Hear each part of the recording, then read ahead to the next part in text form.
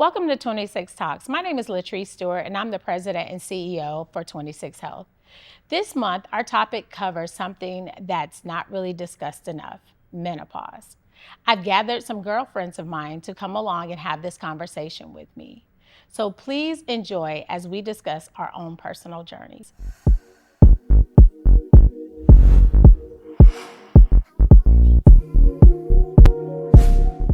I like to start off by saying that this concept started from a conversation that I was having with my good friend, Cece Tennille. And we just really were talking about how we were feeling throughout this journey and how tough it is, and felt like it was necessary for us to have an open and transparent conversation. So I'd like to pause for a moment to ask Cece to kind of give her thoughts on our conversation and then really how we got here. I think the way we got here was the one thing that most women experience when they're starting to feel like they're going through menopause is the hot flash. Right. Right. Because I was with Latrice and I pulled out my fan and she was like, Cece, you're okay? And I said, no, I'm not okay. Right. And then we just started talking about, some of the other things, like, even all the way down to, the desire for intimacy Absolutely. with my wife, like things of that. So we're like, we need to talk about this. Absolutely. So that's how we got here. Thank you for that. It is. And so we figured we'd gather some women that are experiencing some of the same things as we are. And so I'd like to start with you, Dr. Mena, just to ask if you could answer the question of, can you explain what menopause is from a medical perspective? Yes, absolutely. And the first thing I want to say, ladies, is that this is a natural, healthy aging process, okay? So basically, physiologically, what happens is that women's hormone levels begin to decrease, right, to the point where menstruation ceases. Our ovaries decrease production of hormones like estrogen, progesterone, and that brings about cessation of menstrual cycle. And in order to be considered menopausal, you have 12 months with no menstrual cycle, and that diagnoses it. Of course, along with blood work that we can check your hormone levels and so on and so forth.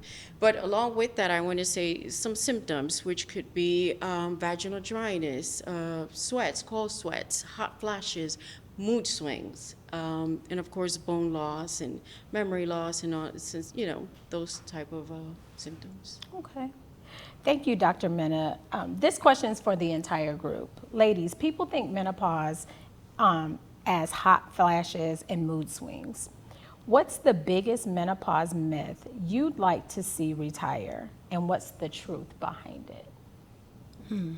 I think for me, one of the things that I would like to see dispelled is that it's tied to an age. Right? Because like for me, I feel like I've been in menopause forever because I had a hysterectomy 10 years ago, right? And so after about 5 years of having that, I started having the symptoms. And now as I'm getting older, they're getting more intense. But I just, whenever I say, oh, it must be menopause, the first thing that people say is, oh, you're too young for that. Right? And I just feel like it's not an age necessarily tied to it because you don't know everybody's situation. Absolutely. I agree with that. I think what I like to see dispelled is a comfort with the conversation. It is a topic that women don't talk about, and because we don't have those conversations, we do each other such a disservice.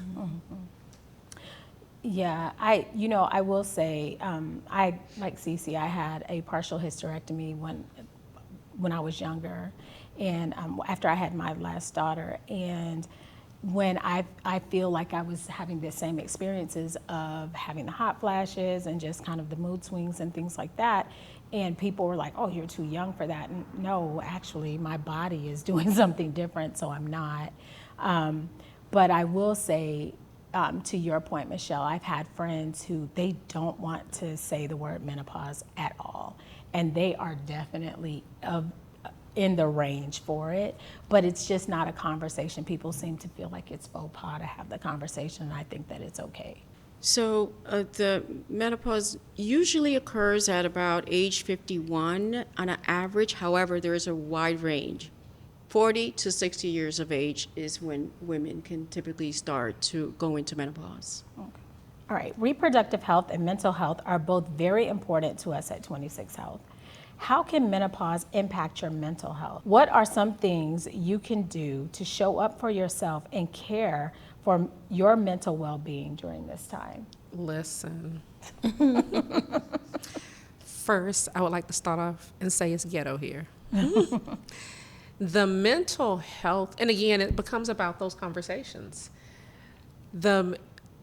I feel when I started, I guess, kind of having those symptoms, I thought I was losing my mind, like, because I wasn't myself. This is not normal.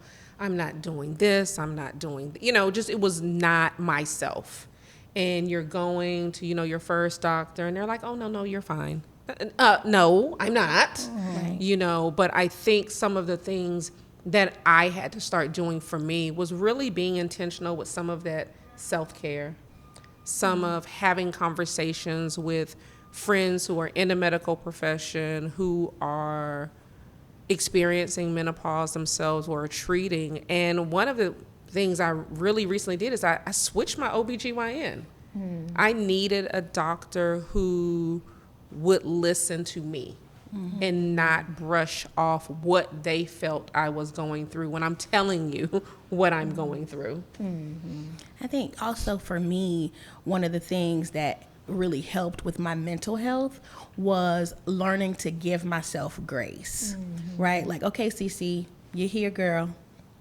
Stop fighting it. It's a hot flash. It's a little temporary memory loss. Like, give yourself grace. So I give myself the grace to have the moment, have the hot flash, go through whatever it is, and then I resume business as usual, versus when it first started happening, I would be similar to Michelle. I would be like, girl, you got to get it together. You're losing your mind. And I'm not losing my mind. I'm just growing up. And I'm growing older and getting better and wiser. And that affords me the opportunity to give myself that grace to say, hey, girl, you all right. You good. Just go through it. And you'll come out of it better on the other side. So I think, that's the thing with my mental health is really just learning to age gracefully. Yes. Oh, absolutely. For me, I've always been go, go, go. Would never stop. Like, my friends would always be like, do you ever take a break? No, like, this is life. I'm going. Now, I don't sleep. I wake up 2, 3 o'clock in the morning. Don't know why. Looking around. Can't fall back asleep. And I've had to learn that it's okay to say no to things and take care of myself because my body is doing things that are different. So I've become a queen napper. I can nap. Boy, can I nap on the weekends. Let Saturday come, let there be a little rainstorm. I am napping because that is part of my, I'll still get my nails done, do all that stuff, but it's okay to say no to things and just accept what's going on with my body, with these changes, and realize that, you can't go at 100 miles per hour anymore. Absolutely. I've become a professional power napper, to your point. And it's not just on the weekends. It's 15 minutes here, a little 20 minutes over there. Yes, the power of napping. I think we all definitely can, agree to that. For mental health, for me, I see it as something very, very important. Why? Because women, when they are going through menopause, can experience depression as well as anxiety, stress. Because our level of hormones are lower, we're not able to cope with stress as we used to. So something that we could have maybe brushed off years ago now cause real depression, anxiety, to the point where we cry or we don't know, what we're feeling. So mental health is a big thing, and I really, really would love to see everyone understand, of course, including men, that this is an actual physiologic state that women go through, and if they can understand that it's a hormonal change, and that makes us act or say or feel how we feel sometimes. If they can understand that, I feel everything would be just a little bit better and more comprehensive for us, for women. Absolutely. I didn't know the thing about the anxiety. Oh gosh. Oh, yeah. I didn't know that was why my anxiety was through the roof. This is a learner. No, I didn't know that was a symptom It of. sure is. Okay. Okay. I'll tell you, I had no idea either until May of this year, because I started finding myself getting very anxious about different things. And so when I went for my annual with my GYN, I walked in and I was like, listen, I don't know what's happening. I mean, I was talking about I can't lose weight, I'm anxious, and I just naming all of the things that were going on. And I said, and I've developed anxiety. And I didn't have that before. And so she just looked at me and said, welcome to menopause. Okay. What? Are you serious right now? And she was like, yes. And I've never been a person who's had any level of anxiety or anything. Always felt like I'm just, okay, cool. I don't freak out. And I found myself freaking out about little things that weren't important, but it was a part of my menopause, and I found that out this year. That is so interesting. Oh, absolutely. I'm thankful I don't have the hot flashes, so I'm sorry. Oh gosh, I don't have those. I'm so jealous. But too. I think early on, I think it was the thing of the night sweats. I probably had it like a week, and I was good. I haven't had that, and my doctor was like, well, if it's gone, it likely won't come back. Oh, look at God. But I haven't had the hot flashes, but definitely the insomnia, the anxiety. And I'm not talking about, oh, I'm fully awake. Like, oh, let me go ahead and meal prep for the family for the whole week. I'm like cooking full meals. Like my family is waking up like, why do I smell greens? Why do I smell, like I am cooking full meals. So, well, I'm awake. Let me reorganize the entire house. The anxiety, to Latrice's point, I am very even keel. Not much shakes me, but it would be some of the most minor things, and I have gone from 0 to 20,000. We gonna move beyond 10. And just that level of anxiousness, and on top of you not sleeping. So those two together are a deadly combination. Yeah. So that was definitely a lot. I think some of my biggest things were the insomnia and the anxiety. I think I went 2.5 months with not sleeping through the night. And my husband was like, nah, bro, it's been more than 2.5 months. So it's a lot.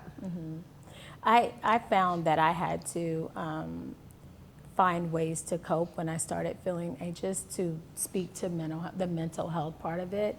And part of it was to give myself grace, and just be like, you're okay. This is nothing that you can't accomplish, or that you can't get through in this moment. And so I just started, my technique for me is when I start feeling anxious is to just deep breathe and be okay. Well, I gave up on the breathing. I gave up on breathing through the anxiety, and I had to go to the doctor and say, I need something else. Okay. And they gave me some cannabis, and the anxiety has subsided tremendously. Well, listen, whatever works for you. Yes. Because I'm a fan of anything that you need to feel better for you. That's Exactly. what you do. And there's also natural ways to bring down that anxiety level. Number one, we want to decrease our caffeine intake, right? If we can. Not that I want to take away people's cup of tea or coffee in the morning, but be conscious of it during the day. And then, of course, exercise. Exercise is just makes you feel less stressed. Why? Our brain releases serotonin, which is a less stress or feel-good hormone in our brain. So exercise, a healthy diet, decreasing or limiting our caffeine intake, really, and breathing exercises work really well as well. And Dr. Minna, I know all of that sounds good, right? But the working woman, we don't have time for that. What do you do when you don't have time for that? Because I know, would I love to exercise? Yes. Would I love to prep healthy meals? Yes. But that doesn't always, it's not always easy for it to happen. I'm in and out of airports every So I'm couple going to of days. respond to your question, but first I'm going to ask you something. Okay. Can you name 3 people that you love the most in this world? Yeah, my wife, my aunties, my brothers. Okay, you forgot one person. Oh yeah, and myself. I just didn't want to seem There you so, go. I didn't want to seem so self-serving, you know. I do love me. I didn't want to put her first, but Absolutely, I understand, but yes, absolutely. I mean- she should always come first. And I say that because taking 10, 15 minutes of your day to take care of you, your body, your mental health, it is crucial. And I know we're all very busy, but even at home in the evening, if you could stand, in place and just walk or jog in your yard, in your garden, around your neighborhood. And if it's not every day, most days of the week, 10 to 15 minutes, it is so, so important. You have to put yourself on your schedule, on your agenda. Does the walk through the I gotta airport say- count? I got a serotonin release for you. Here's a good serotonin release. Go get that new ball gown. Oh, the gown. Yes. There I you can- go. I can do that. Yes. No, really. I mean, whatever it is, I do agree with that, Dr. Minna. I have started. I do too. I'm just Yes. No, I love it. I have started meditating because because the anxiety was really bothering me. It was messing with me because I've never really experienced anything like that. And so I've started meditating. So I spend some time, just my me time in the morning, me and the Lord, we spend some time together doing that. But I will say that since I've started back moving more, it's not as bad. My menopausal symptoms aren't as bad as they used to be. I'm glad to hear that. Yeah, so I'm just saying, I listened to you. I heard you. I heard you, girl. I heard you. Talking about menopause, aging, and reproductive health can be hard in general, but sometimes our upbringing and cultural background can also impact the way we discuss it. How does your cultural background change the way you talk about menopause? What I'm going to say, my mom has always been very vocal about all things your body, womanhood, because she didn't receive it growing up. So she wanted to be sure that for her daughters, she did not do us a disservice. So my mom has always, from growing up and you're at that age that you should start having sex. My mom was literally early on. I can remember her bringing in a Playboy. This is what this is. This is that. Here's a jar of condoms in your room. I'm not going to count them. I know the expiration date. I'm just going to switch them out. That was my mom. But when it came to menopause, I remember going to her house and being like, girl, you owe me an apology. And my mother was like, for what? I was like, you didn't tell me. Well, part of the problem is the things I'm having, my mother never had. So she was like, I couldn't tell you what I didn't know about. My mom was like, I had one last cycle and that was it. She says, I talked, I was having a hot flashes, but everything that I have been experiencing, my mom was like, I didn't have it. So I don't know what to tell you, girl, but good luck.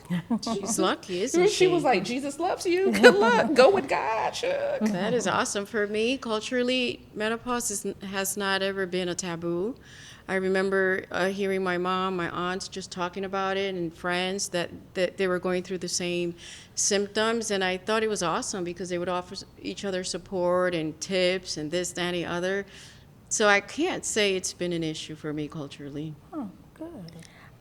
I don't recall having any conversations about the birds, the bees, much less, menopause. I remember when I first got my menstrual cycle, my mama was like, okay, here, this is what, here, there's your pads, she didn't talk to me so everything I learned came from the small amount that they give you in middle school. And then everything else has been me doing my own research on Google. And I think it's interesting to hear other women of color say, my mom talked about it all the time, or it wasn't taboo. And then you have a woman of the same color that says, we never talked about it at all. It was never brought up. No sex, no menopause, no menstrual cycle, no body changes. Nothing was ever discussed in my home. So I felt like it was taboo, right? Even though they never said, you don't talk about this, it felt like I wasn't allowed to talk about it because those conversations were never had. It could be, a country upbringing versus a city upbringing. Right. It could be so many different things that affect how you are raised culturally. Right. But for me, I'm having to do all this research now because I just didn't understand. And like I said, I had a hysterectomy 10 years ago. I didn't realize that some of those things, because now that I'm talking to you all, I started having severe anxiety attacks 10 years ago, right? That was probably an early onset because I did have a full hysterectomy. So I think that from a cultural standpoint, I just never had the opportunity to talk about it. And I wonder if there's other little girls that are experiencing the same thing where they don't have the opportunity to talk about it. It's just the subject is never broached. I'm a storyteller, those of you that know me. So I get it from my mama. She has always been super open about everything. And I remember when my cycle stopped, it was about 2020. And she said, you need to get checked for menopause. I said, you're out of your mind. Like, no way. I'm not. That's crazy. I'm too young. Like, I was angry with her. And she was like, you're being dramatic. And I'm like, no, I'm not. That's part of it. Don't you dare speak this into existence. And then she's always been like, you need to get your levels checked. You need to get your levels checked. And then the other week I was driving, crying, don't know why, no reason, just crying, called her. I'm like, when will I feel like me again? Like, when am I going to feel like Christina? Because I don't feel like me. And she was like, she's super open and talks me through it. And I'm like, have you had this? Have you ever experienced this? And sometimes she tells me a little bit more than I want to know, because she'll talk about my dad and her. And I'm like, ma'am, no, thank you. Don't need to know that. But she's always been super open and supportive. And I try to be the same with my daughter. And there's nothing is really off limits. I'm grateful for that. Her mother, I think, was the same way, but I don't think my great-grandmother was like that. So I think my mom she's, as a mother to her daughter, she's very much like, I think, how she was raised. And I'm trying to pass that on to my daughter, because anything she asks me, and if I don't know it, I'll find it out. But I'm grateful that she's supportive and open always, especially in this fun new part of my life. Yeah, I will say that my mom has always been an over communicator. She was always the type of woman that wanted her daughters to know everything that they needed to know about themselves. She did a really good job of telling us what we needed to know. But I can't remember her ever having a menopause conversation with me. I do remember being younger and seeing her have hot flashes and sweating. She's putting on her makeup and all that and having to stop and do the whole thing, right? I do remember that part, but I don't ever remember her just actually saying the words or menopause to me. And she had a hysterectomy, a full hysterectomy early too. And so that's why I remember it when I was younger versus, later on in life. But for me, I couldn't understand what was going on with me. And it was my daughters telling me I was in menopause. I was like, mind your business. But they were like, nah, Trish, you're going through menopause. And so that's really how it really kind of clicked for me, that this is what was happening. And then once I started telling my mom about some of the things, that's when we finally started talking about it. But I really don't ever remember her saying anything about her own journey with it. So it's been an interesting time, though, that's for sure. I'd like to stick to the topic of culture for just a moment. When it comes to looking for a provider, do you think it makes a difference to have a provider that shares your cultural background? If so, how? I do. It became, as a woman of color, I think what we see in the news and sometimes experience ourselves is that providers don't listen to you or brush off your symptoms and how you're feeling. Medical books to this day talk about people of color don't experience pain because of, during that era of slavery, of course, you were experimenting on them with no anesthesia. So I think so often I got tired of fighting and arguing about, one thing I know is me. I know my body. I know when something's off. I know when something's wrong. So in the last few years, it has become very important for me personally to have a provider of color. Now, my previous provider was not, and we had a great rapport. Let me say, she had the unmitigated gall to decide to do something with her career and take this job at Johns Hopkins and leave me. So it really forced me to really start looking, and I jumped around for a lot of providers until I found one that fit, and it became specifically looking for a provider of color. Yeah, I think for me, not only as it relates to in the GYN space, but everywhere, right? From our total 360-degree health, it has been, I've seen more progress since I've had providers of color that can appreciate and, understand, empathize with what I'm going through, or even sympathize with what I'm going through because they're going through it themselves, and they understand who I am in this world because they are the same girl in this world. And sometimes I think that it shouldn't be prevalent in healthcare, but sometimes I feel like when there is a doctor that is not of color, their privilege gets in the way of them caring for me because they don't understand why I feel the way I feel because they haven't been the places that I've been, So I think that it is ultra important for me to have providers, right, that look like me. Okay. So, thank you, ladies. Thank you, Michelle. Doctors don't listen. I mean, And unfortunately, yes, you're right. Not all providers are as communicable, and open as they should. And I am one to believe that patients should go with whichever provider they feel most comfortable with. It might not be their same race. It might be they might speak the same language. That's ideal. But at the end of the day, when it comes to menopause, we're still all women, and we're all going to get the same symptoms, trust me.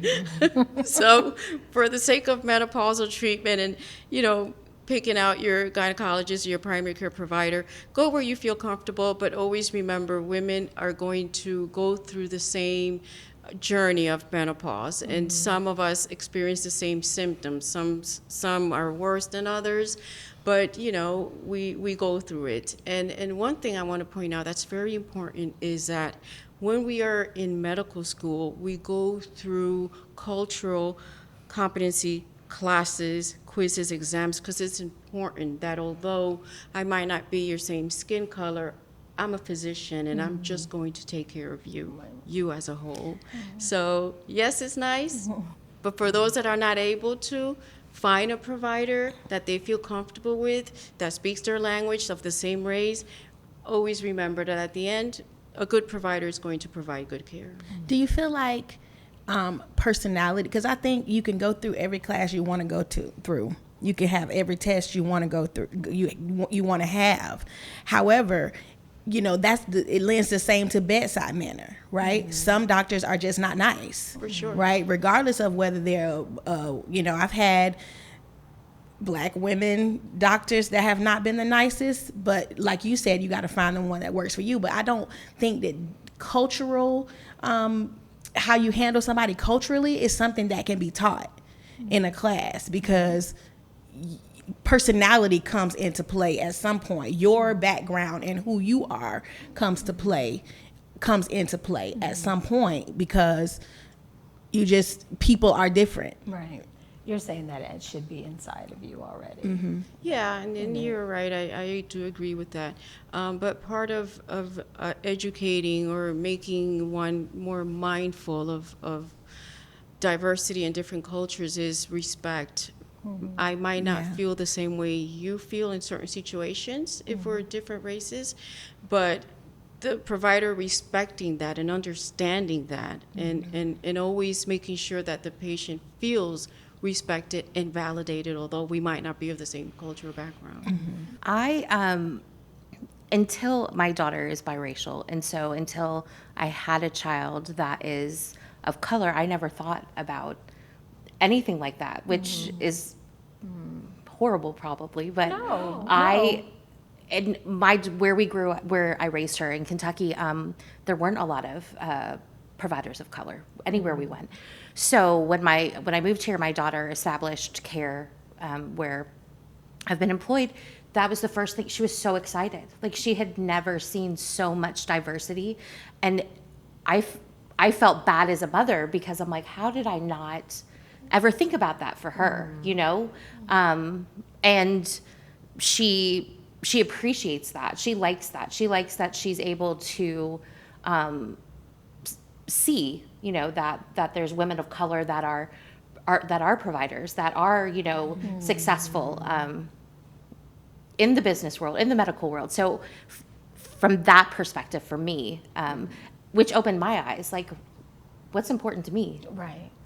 and what should be important for my child, you know. Right. So that's my. I don't think there's ever been. I'm like, who do I vibe with? Like, Right. do I like your energy? If you just come in and I went to one here in Florida and he had paper charts. What the world, you know? Like, who has paper charts? And he had carpet, and I was like, where am I? But his bedside manner was incredible. Yeah. He was old as can be, and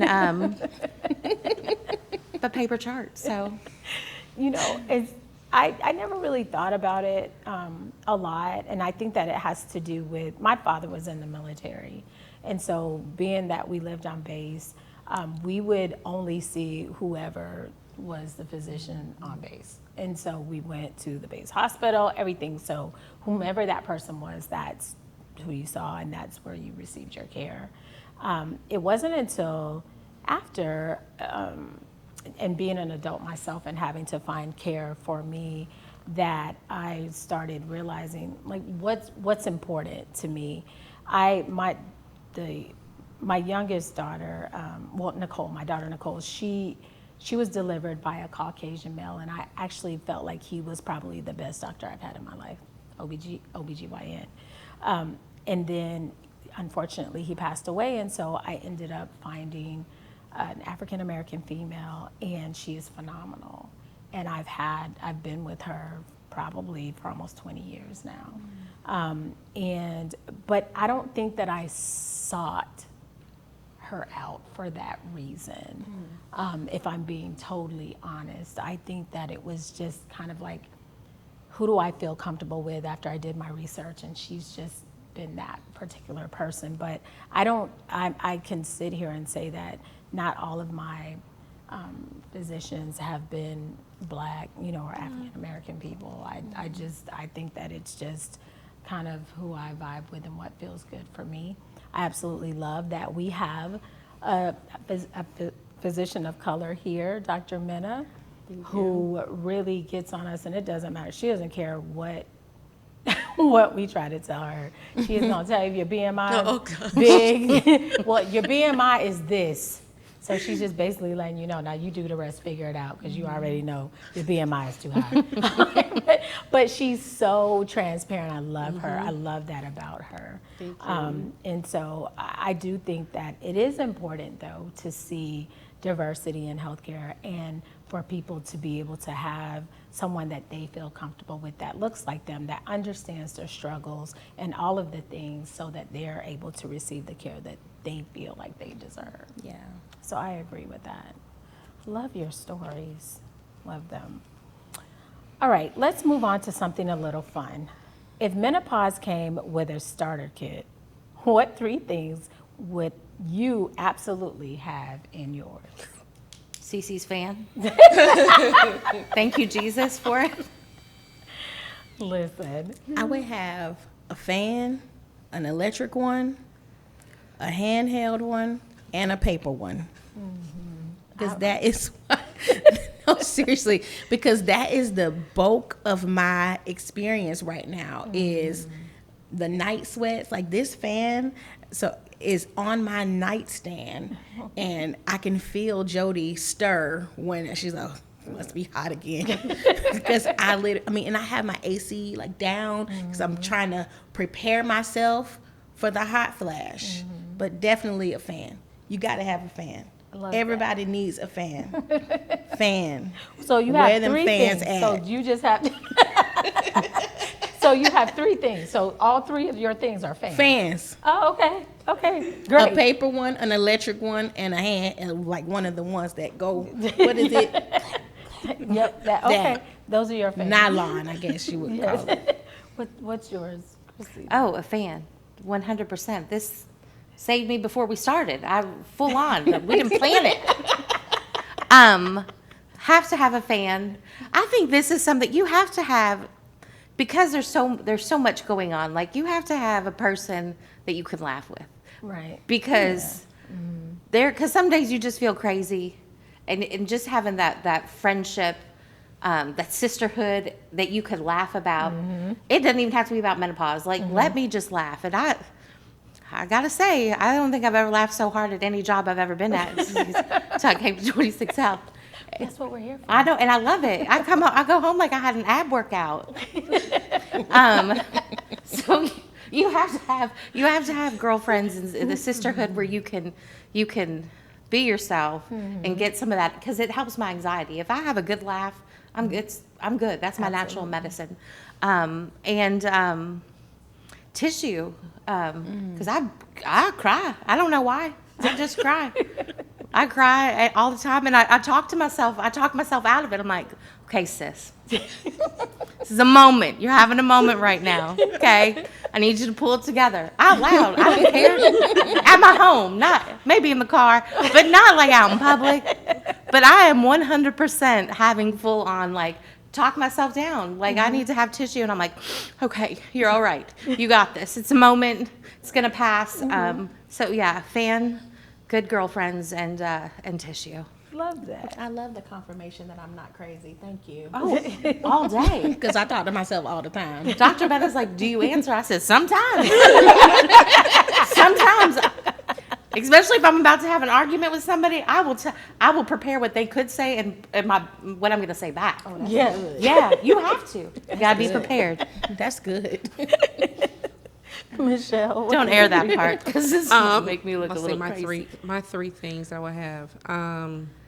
As a starter kit, a full-on sister girl, this is what's really happening manual. Because there are little things like, y'all, when that whole the brain fog and the anxiety, I thought I was having early onset Alzheimer's. Same. I really did. So I need a full-blown sister girl. Like, and when I say I don't want that, oh, and this is what menopause. No, girl.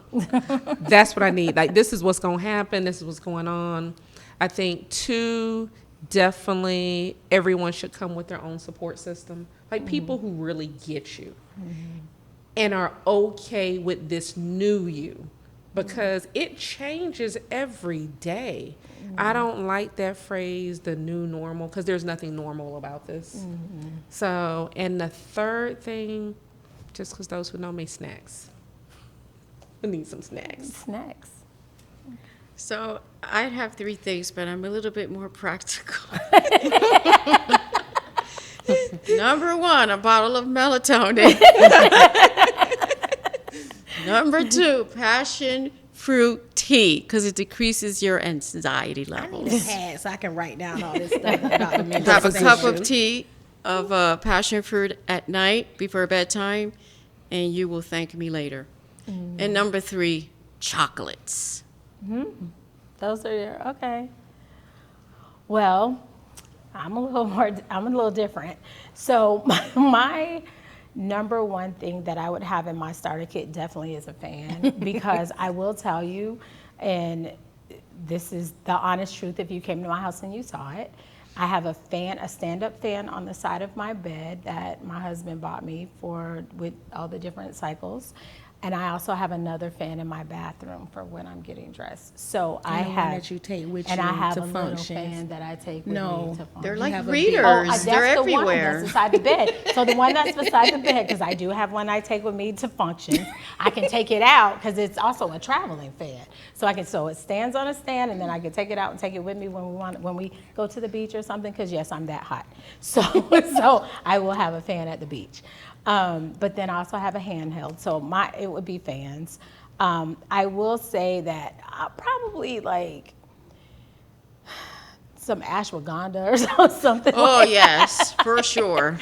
something to just chill me out. And then, listen, I don't know if you guys are having a problem with your little girlfriend, but I am. And so I'm trying to figure out a way to figure out how I can get my girlfriend back active so that she can do the things that she needs to do. Yeah. So that this marriage can keep going. So that's my other thing that I would have. Whatever that looks like, that's the thing that I want. Well, what is Whatever that? We is. need that. I need that because this whole desire of or lack thereof, it has to go.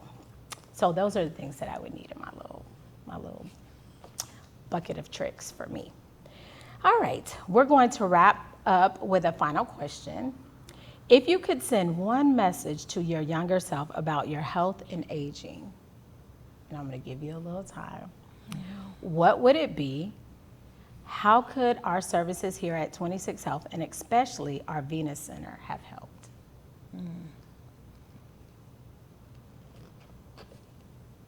As everyone looks at me.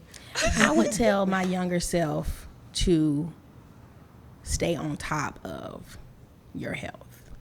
You know, started out very young having, cysts on my ovaries, and, they would be bursting in the middle of the night and I wouldn't know what that pain was. Just stay on top of your health, because I feel like some of those things left unseen, like the fibroids and that kind of stuff, led to the hysterectomy, led to me not being able to have children, led to a lot of things that had I stayed on top of it, perhaps that wouldn't be the outcome, right? And I think if we turn that back to the Venus Center, having a place where you do have affordable health care, because, when I'm 19, 20, 21, I didn't have robust health care coverage like I have now. But someplace like the Venus Center could have aided me in being able to still have high quality care, even though I wasn't necessarily able to afford that level of care. I would tell younger me to be proactive and ask questions, and not just listen to what everybody's saying, but it's okay to ask some of the questions that we all had when we were young and didn't ask, and to trust my intuition, my women's intuition about my body. I think that's to be proactive and be on top of it. I mean, I think you're young and you think you're invincible and nothing's going to happen, and then things happen and you're like, oh no, what do I do now? And find out that you could have prevented it if had you Right. stayed on top of it. Younger self, I think thankful for my mom, so I've always asked questions. But I think to my younger self, it would be, to your point, I think, Christine, remain on top of it, remain active, keep your body moving, because this whole aging thing is a whole haze. Your body doesn't, if I had remain more active, maybe, not necessarily weight gain, but just your joints and everything wouldn't. Like, you wake up, you're like, oh, that didn't do that the day before, last week. So I think it would remain more active, take my health seriously, and not think that it's always just going to be the same thing. Like, no, I'm good. And in terms of our Venus Center, I think we have providers who, one, are so welcoming and open to everything from the moment you walk in and you're greeted. So I think that is one thing I'm excited about the Venus Center doing, is that comfort level, to give people the comfort level, one, to ask questions, and providing them with education and information they may not have never received, which will also create that space for questions. So I would tell myself, my younger self, stay active, stay on top of your health, please. Take supplements if you can. And of course, I pertaining to our Venus Center, it's a place where I would get that educational piece, that medical educational piece, to really explain to me what menopause is, what is going on in my body, I would also tell myself to start a movement. I think menopause should be part of hygiene education in high school. They only teach us about our cycles and sexual activity, how to protect ourselves. They really need to throw in the menopause, because it's not fair that menopausal women have to find out on their own via research or just be confused about what's happening. It really should be part of the curriculum. Absolutely. Love that. I love that. I would tell my younger self, girl, work out. Like, go work out, because I thought that I was just going to be the size that I was forever. Well, that didn't work out. So I would really say, girl, go to the gym, honestly, but eat healthy and care about your body and care about what you're putting into your body. I think that when we're young, we all think that we're invincible, and then you start feeling the effects of that once you're older, right? And so that's really how what I'm dealing with now as well. And I would also say, really, like, tell someone when things aren't okay. You know, because I've always been the person to try to deal with it all internally and figure it out. So it's okay to say that you're not okay. And how I feel like the Venus Center here can help is really just having, I believe that we have a provider who is very open and who's passionate about women's health, and who is and has compassion for people. And so I think that she is the absolute perfect person for the Venus Center and for women and girls to come to receive care. But I wouldn't be the CEO that I am if I didn't talk about all the services that we provide here at 26 Health. And that is really from our primary care services to mental health services and therapy. It's okay to come and to be seen. You want to know versus not knowing, because a lot of things are preventable and treatable. And so if we find out early, we can save lives, and that's how it just makes it easier for us to be able to do that. And then, of course, we're all about making families, and so our adoption services are here for anyone who needs them. So first, I'd like to thank all of you phenomenal women for being here today and sharing your stories with all of your heart and your passion. That really means a lot. And I hope that by us having this conversation, it's starting the conversation and continuing it in other spaces with other people. My hope is that we are all able to be that support system for someone else that may be going through all of these changes in life. And so with that, I just truly appreciate you all. Cece, I appreciate you for coming up with this idea and just really opening up and having your stories and sharing your stories with me as well and our friends here at 26 Health. And so with that, thank you all for tuning in, and we'll see you next time at 26 Talks. We need theme music. we need a theme song. Yes.